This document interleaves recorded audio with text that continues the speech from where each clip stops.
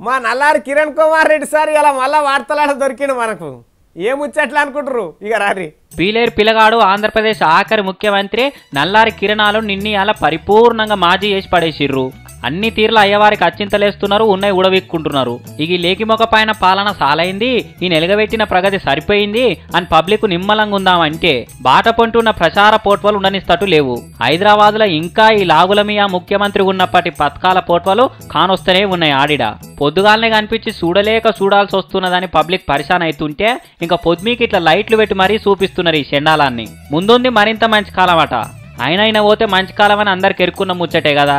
ఇక పోయిందంటే యోగిజుడురి రాజీవ్ యువ కిరణాలు అవధులేని అవకాశాలు. ఈయనకే రాజకీయంగా ఏ అవకాశాలు లేక కొత్త దుకుణం మోపి చేస్తుంటే ఇంకెందుకు ఈ పోట్వలు. బడుగుల భూముల్లో మొలకెత్తిన సిగుళ్ళట. మొత్తానికి ఈయన సెట్టే ఎండిపోయింది. ఎందుకు ఈయన నాటిన గంజాయి మొలకలు బాట పొంటే యోగిడ చూడురి. యువతకు ఉద్యోగాల పూల బాటట. ముందుగాల బాట పొంటుని దరిద్రం తీసేస్తే చాలు. ఈ పూల బాట వద్దు, మసిబట్ట ముఖం మళ్ళా కనిపించొద్దు అని తిట్టుకుంటున్నారు పబ్లిక్. అయినా మన రాష్ట్రం కాదు, మన కథ కాదు. ఇంకెందుకు ఈ దేవ్య మొక్క పైన యాద్ చేసుకున్నాడు.